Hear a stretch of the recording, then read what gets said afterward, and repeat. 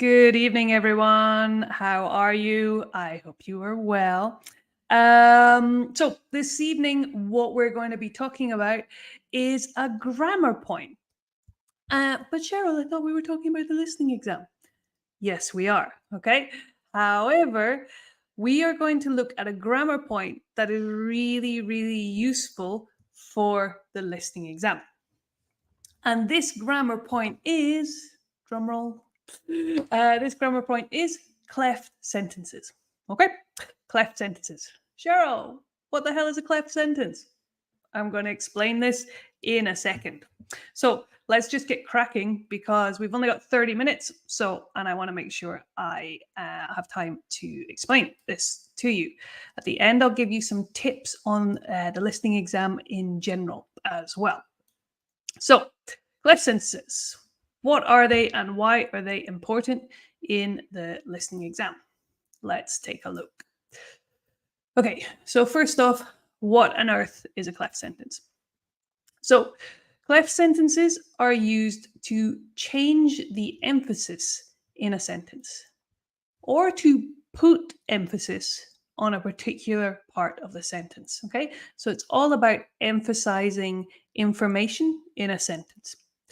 And there's different types of cleft sentences. You've probably seen some of them before. So here are some examples. So here, it was Cheryl that stole the car. It was Cheryl that stole the car. Here I'm emphasizing it was Cheryl. It wasn't Tom, it was Cheryl that stole the car. So this is one kind of cleft sentence, an it-cleft. And we have what-clefts. Okay? What happened was that the dog ate my homework. What happened was that the dog ate my homework. Okay? In this instance, the dog ate my homework. This is the thing that I want to put emphasis on. So these are called what cleft sentences. And the last one we're going to look at today is the ones that we use with all. All I want for Christmas is you. Okay? So here we're emphasizing that it's you that I want for Christmas, nothing else. Okay? And I know you definitely know this one. No? Who has not heard this Mariah Carey song a million times over Christmas? In fact, it's the end of September as we're recording this, so it's probably only going to be a couple more weeks before we start hearing this song on the radio. Okay, so let's look at these three in more detail. So, first one, it clauses. Okay, so in an it clause, or in all the clauses, the thing that we want to emphasize is after the verb to be. Okay, so you have the verb to be, an it clause, and the verb to be, and then the thing that you want to focus your attention on. Okay, and then you put the word that and then the rest of the sentence. Okay, so like our example before, it was Cheryl that stole the car.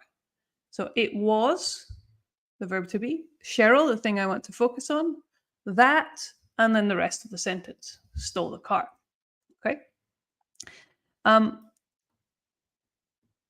So Tom stole the car. No, you're wrong. It wasn't Tom. It was Cheryl that stole the car.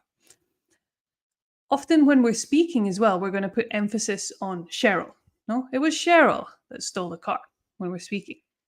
Okay, it was Cheryl that stole the car.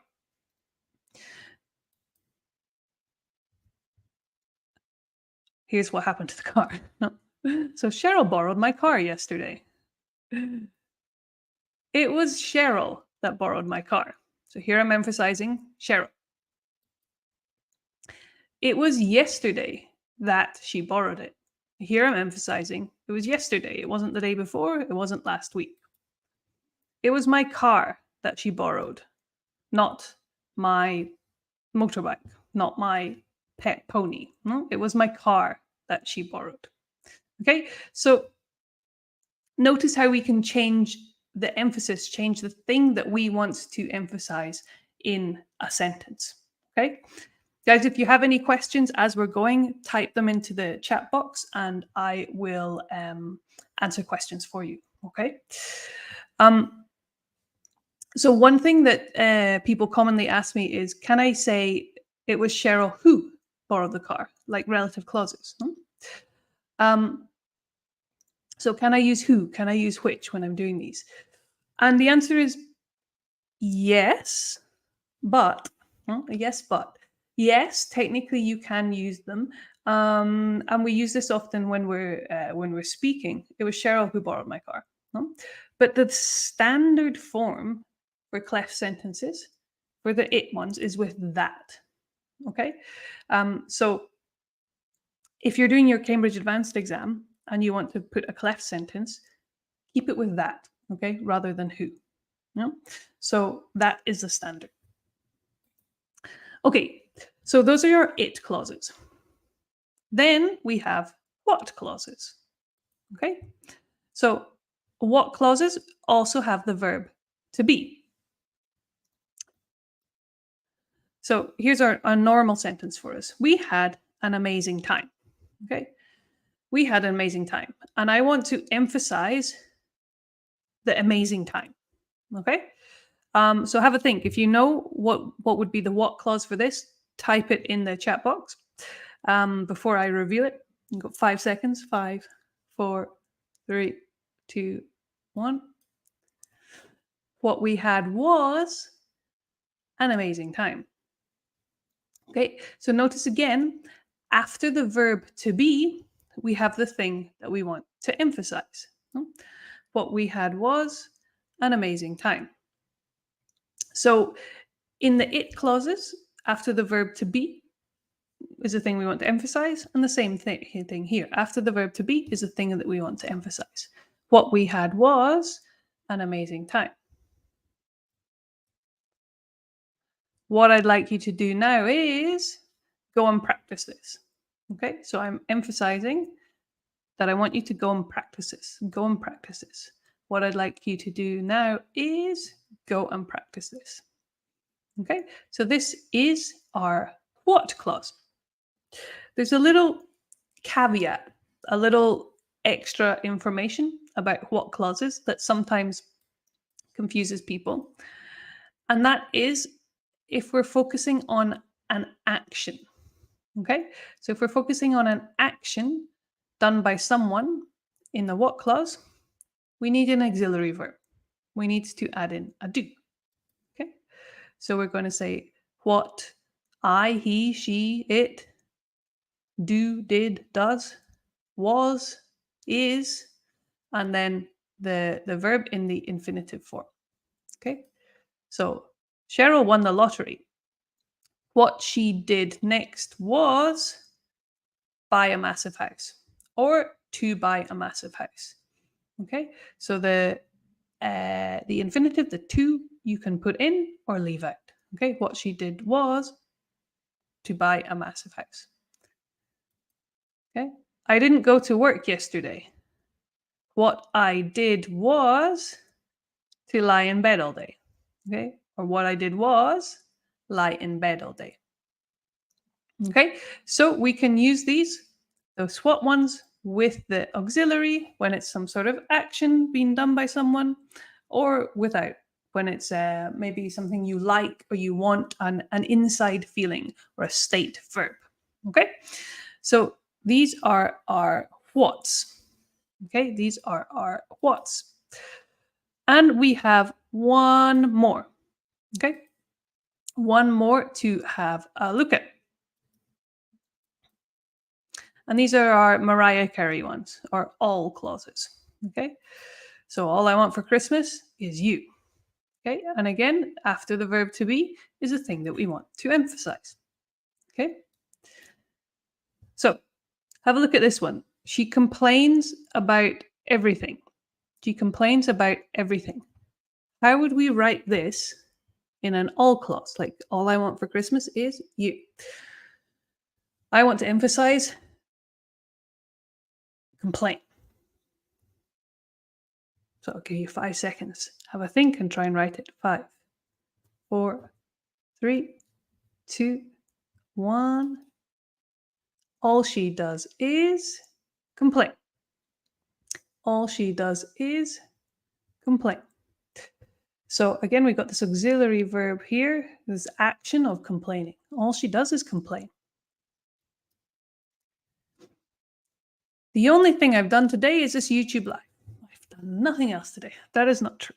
But imagine the only thing I've done today is this YouTube live. Okay. How would we write this with an all clause? Have a go.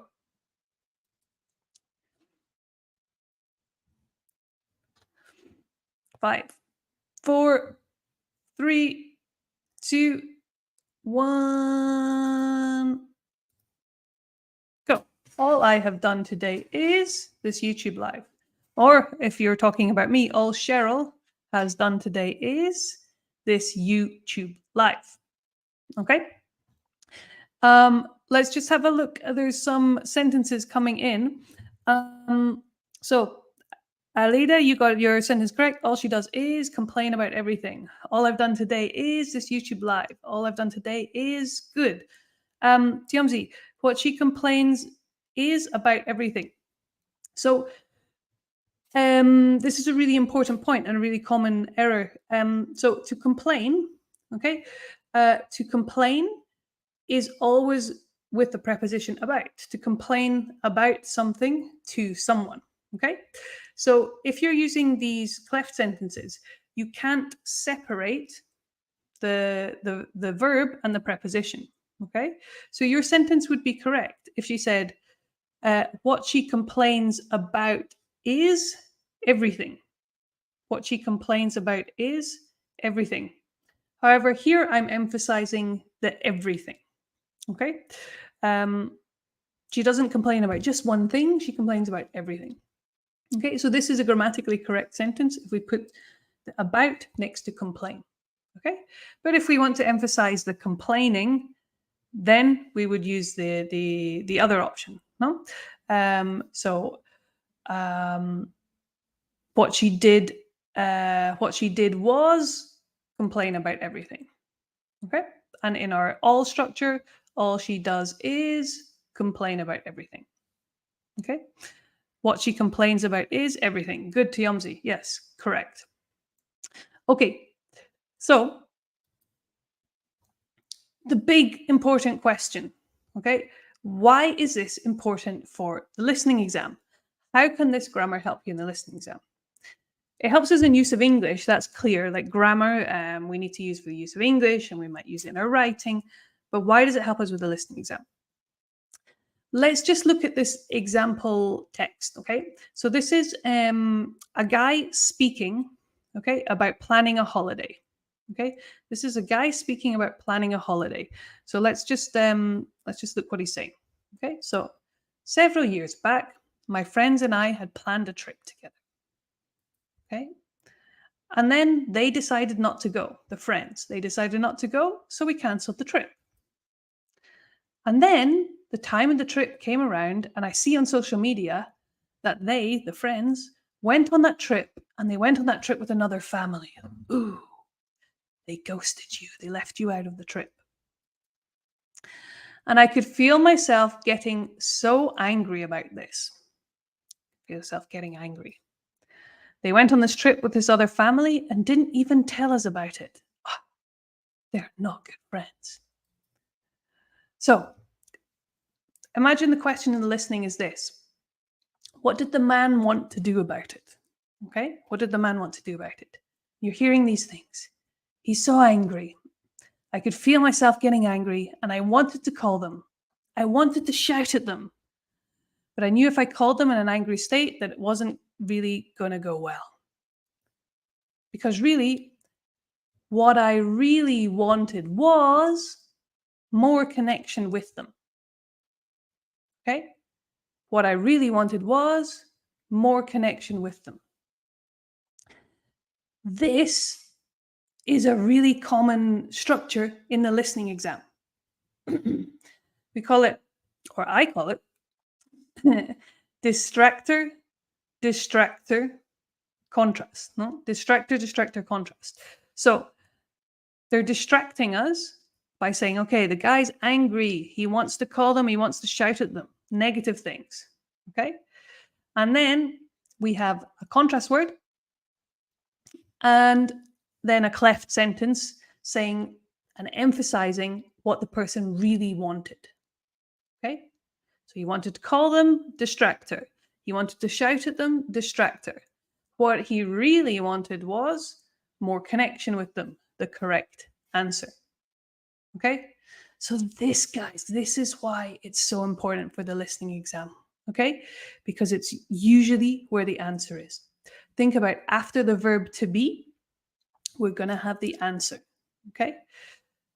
Contrast words as well, like but. So after contrast words and after cleft sentences, so the verb to be, we often have our answers in the listening exam. Okay? So try it out. Like go and do a listening exam. Look at the tape script. Highlight these cleft sentences and these contrast words. Okay? So that is where your answer is. And if you get this, it's going to make your life so much easier in the exam. Okay?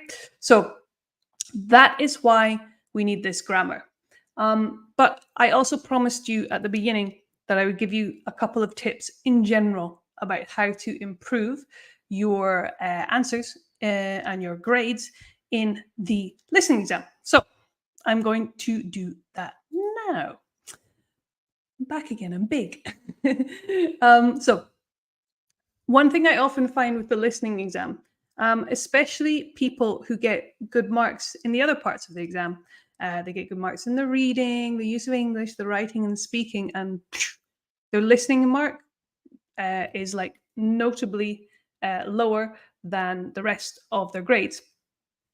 So usually the problem with this is not actually the person's listening skills.